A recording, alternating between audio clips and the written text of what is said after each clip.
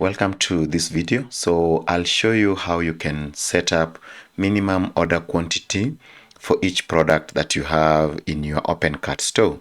So to do that, you need to switch to the products list and then select the particular product that you want to edit. And then on the data section, scroll until you find minimum quantity and then provide the value that you want. So let's say 5. What this means is that the minimum order for this particular product will be 5 pieces or 5 items, depending with what it is. Okay, so I'll just click save, and when you visit the product page on the customer side, you'll be able to see that the minimum has been set to 5. And actually you can see there is an alert here that tells the customer that, hey, this product has a minimum quantity of 5.